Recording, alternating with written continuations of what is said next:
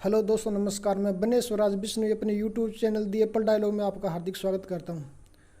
दोस्तों, लंबे समय से मैं देख रहा हूं कि दैनिक भास्कर किस तरह बीजेपी और देश के विरोध खबरें छाप रहा है। बहुत ही बारीक तरीके से कांग्रेस का सपोर्ट कर रहा है। कहने को तो ये एक निष्पक्ष पत्रकारिता है, किंतु कुछ लोग आज आरोप लगाते हैं कि मोदी ने सारे मीडिया संस्थानों को खरीद लिया है, मोदी ने सब भी मीडिया को अपने वश में कर लिया है। जबकि ऐसा नहीं है। दैनिक भास्कर आज भी कांग्रेस और कांग्रेस के एजेंडे पे काम कर रहा है। कांग्रेस के लिए एक तरह से ये कहें कि दैनिक भास्कर कांग्रेस के इकोसिस्टम का हिस्सा है तो कोई नई बात नहीं होगी। सबसे पहले तो मैं आपको कल 8 सितंबर को छपी एक खबर का ही एग्जाम्पल देना चाहूँगा कि किस तरह दैनिक भास्कर ने बृजभूषण के बयान को कैसे तोड़ मरोड़ के पेश किया। उन्होंने बृजभूषण ने एक मीडिया संस्था से बात करते हुए कहा था, नहीं, अगर बीजेपी आपको प्रचार के लिए वहाँ भेजे तो आप जाएंगे, प्रचार करेंगे? अब मुझको बीजेपी क्यों प्रचार के लिए भेजेगी? बहुत नेता हैं बीजेपी के अंदर, लेकिन अगर कहेगी तो मैं जा सकता हूँ। कि यदि उनसे पूछा गया कि आप हरियाणा में प्रचार करने आएंगे, तब उन्होंने कहा था कि पार्टी मुझे वहाँ बलाचुओं भेजेगी। यदि पार्टी भेजती है तो मैं जाऊँगा। बीजेपी में हर एक कार्यकर्ता जो भी होता है उसको जो जिम्मेवार दी जाती है वो पूरी करनी होती है। बृजभूषण बीजेपी का कार्यकर्ता है, तो यदि उन्हें हाईकमान प्रचार के लिए भेजता है तो उसे जाना पड़ेगा। किस तरह उन्होंने दैनिक भास्कर ने इस खबर को कैसे तोड़ मरोड़ के छापा। उन्होंने कहा कि मैं प्रचार करने के लिए आऊँगा, किंतु ये अलग बात है कि बाद में उन्होंने छोटे छोटे शब्दों में क्लियर किया कि यदि पार्टी चाहेगी तो। दोस्तों, देश में सबसे बड़ा काम होता है लोगों की मानसिकता बदलने का, गुमराह करने का। वो होता है किसी के बारे में कोई नैरेटिव बना देना। और दैनिक भास्कर ने बीजेपी के खिलाफ नैरेटिव बनाने की कोशिश की है, उसके बयान को तोड़ मरोड़ के पेश किया है, उसको खबर को पूरा नहीं छापा।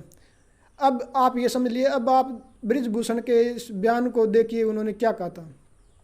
तो दोस्तों, मैं ये कहना चाहता हूँ कि लोग अखबार में पूरी खबर नहीं पढ़ते, बड़ी बड़ी हेडलाइन ही देखते हैं और उसके बाद आत्मसंतुष्टि कर लेते हैं हमने अखबार पढ़ लिया। वो उस अखबार को उतना पूरा नहीं पढ़ पाते क्योंकि लोगों के पास इतना टाइम भी नहीं होता। और इसी का फ़ायदा दैनिक भास्कर ने उठाया। लगातार वो अपने पाठकों को गुमराह कर रहा है। आपसे पैसे लेके आपको ही गुमराह किया जा रहा है। ऐसा नहीं है कि दैनिक भास्कर ने अभी ये काम शुरू किया, ये लगातार कर रहा है।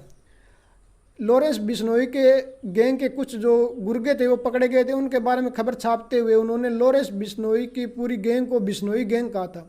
यानी पूरे समाज को इन्होंने कटघरे में खड़ा किया था।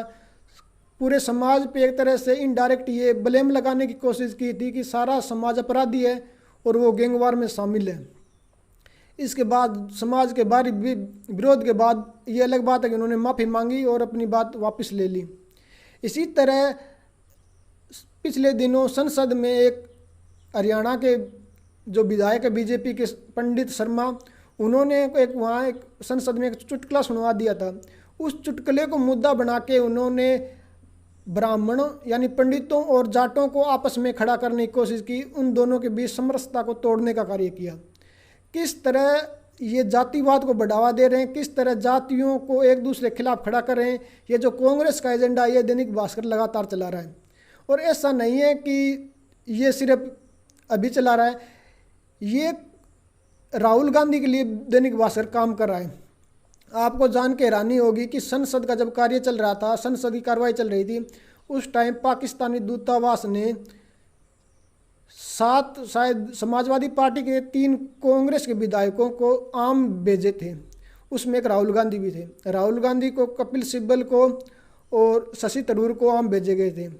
ये मीडिया में खबरें आई, कई अखबारों ने इसको छापा, कई टेलीविज़न वालों ने इसको दिखाया, किंतु दैनिक भास्कर ने ये खबर नहीं छापी। इसका कारण ये था कि जिस तरह इन्होंने बृजभूषण के बयान को हेडलाइन किया है, बड़ा करके छापा है, इसी तरह यदि ये राहुल गांधी के बारे में ये छापते कि राहुल गांधी ने पाकिस्तानी दूतावास से आम लिए, बड़े बड़े अखबारों में छापते, तो आप सोचिए कि क्या होता। लोगों का नैरेटिव ये बनता कि राहुल गांधी कांग्रेस पाकिस्तान के समर्थक हैं और देश विरोधी ताकतें उनके साथ मिले हुए हैं। राहुल गांधी की एक देशद्रोही की छवि न बने, ये नैरेटिव न बने, इसलिए उन्होंने जानबूझ के इस खबर को नहीं छापा। वो पाकिस्तान जिसने भारत पे लगातार हमले किए, आतंकी भेजे, पुलवामा हमला किया, यहाँ तक कि हमारे सैनिकों के सर भी काट के ले गए, यदि उस खबर को इतना बड़ा करके हेडलाइट करके छापा जाता तो आप देखिए किस तरह एक राहुल गांधी के बारे में अलग नैरेटिव बनता, जिस तरह बृजभूषण के बारे में बन रहा है। बृजभूषण के आधे बयान को हाईलाइट किया गया और आधे बयान को छुपा दिया गया। तो दैनिक भास्कर लगातार देशद्रोही ताकतों का साथ दे रहा है, वो कांग्रेस का साथ दे रहा है।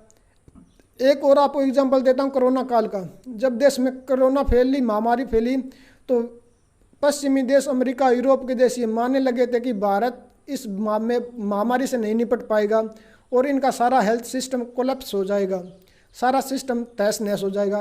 किंतु ऐसा हुआ नहीं। भारत ने अपनी वैक्सीन बनाई, सभी को फ्री में टीके लगवाए और बीमारी को बहुत अच्छे से हैंडल किया। जितने भी कोरोना मरीज मिले थे उनको प्रॉपर प्रोटोकॉल दिया।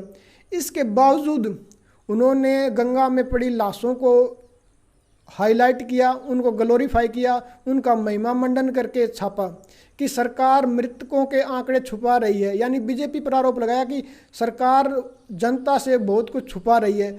ये जो पश्चिमी मीडिया था ये इस बात को हजम नहीं कर पा रहा था कि एक विकासशील देश भारत जैसा देश इतनी बड़ी संख्या में बीमारी को हैंडल कैसे कर लिया, और हम इतनी बड़ी अर्थव्यवस्था होकर भी अपने जो लोग हैं उनको प्रॉपर उस तरह से हैंडल नहीं कर पाए। तो उनकी जो खींच थी, उनकी जो क्रोध था, वो उसको आगे बढ़ाते हुए दैनिक भास्कर ने ऐसी खबरें छापी। तो दैनिक भास्कर कहने को तो आज लोग कह देते हैं कि मीडिया बिका हुआ है, मोदी ने खरीद लिया है, किंतु आप देखिए किस तरह, यदि आप थोड़ा सा गौर करेंगे, थोड़ा सा ध्यान देंगे तो आपको पता चलेगा आज भी मीडिया संस्था दैनिक भास्कर जैसा नामी गिरामी मीडिया संस्थान है, ये किस तरह लोगों को गुमराह करा, किस तरह लोगों को मैनिपुलेट करा, किस तरह आधी अधूरी जानकारी छाप के लोगों के खिलाफ एक गलत नैरेटिव बना रहा है, खासकर बीजेपी के, हिंदुओं के। जब अब तो इन्होंने पंडितों और जाटों को, बिश्नोइयों को, सबको कटघरे में खड़ा कर दिया, किंतु जब कोई मुसलमान युवक या लड़का कोई क्राइम करता है, कोई गलत कार्य करता है, तो ये उसे कहते हैं समुदाय विशेष का व्यक्ति, यानी उसको मुसलमान नहीं कहते। और हमारे यहाँ पूरे बिश्नोई समाज को इन्होंने कटघरे में खड़ा किया कि ये समाज गैंगवार में शामिल है। इसी तरह बीजेपी के सांसद जो संसद में उन्होंने वो चुटकुला सुनाया, उसको मुद्दा बना के जाटों को और अब पंडितों को आमने सामने खड़ा कर दिया, सामाजिक समरसता तोड़ने का काम किया। अब बृजभूषण यदि हरियाणा में आते हैं तो जाटों में जो एक नैरेटिव बनाया गया, जो इसका प्रचार प्रसार किया गया कि इन्होंने विनेश फोगाट के साथ धोखा किया है, तो उससे एक जाटों में और बृजभूषण यानी राजपूतों में एक तरह का आपस में टकराव पैदा हो। तो दैनिक भास्कर लगातार देशद्रोही ताकतों का साथ दे रहा है, कांग्रेस के इकोसिस्टम का हिस्सा बना हुआ है। और जो लोग कहते हैं कि मोदी ने मीडिया खरीद लिया, एक बारी वो अपने गिरेबान में जाके एक बारी आत्ममथन करे कि किस तरह दैनिक भास्कर आज भी बिका, कांग्रेस ने उनको खरीद रखा है, बीजेपी ने नहीं, और वो चाहता है कि बीजेपी उसको खरीद ले, क्योंकि सब मामला पैसे का है। और ये दुर्भाग्यपूर्ण है कि बीजेपी की सरकार फुल पेज के विज्ञापन दे रही है। हरियाणा में तो अब इलेक्शन है, चलो प्रचार प्रसार की ज़रूरत है, किंतु जहाँ इलेक्शन नहीं है और जहाँ दैनिक भास्कर अखबार छपता है, वहाँ की सरकार तो ये कर सकती है कम से कम कि दैनिक भास्कर को कम से कम विज्ञापन दिए जाएं, दैनिक भास्कर को विज्ञापन न दिए जाएं, इनकी आर्थिक रीढ़ की हड्डी को तोड़ा जाए और देश विरोधी जो ताकतें हैं उनका समय रहते उन पर अंकुश लगाना बहुत ज़रूरी है, वरना ये नासूर बन जाएगी। और ख़ासकर दैनिक भास्कर जिस तरह लोगों का नैरेटिव बदलने की कोशिश कर रहा है, ये पत्रकारिता पर अपने आप में एक दाग है, एक कलंक है। आज की वीडियो में इतना ही, धन्यवाद।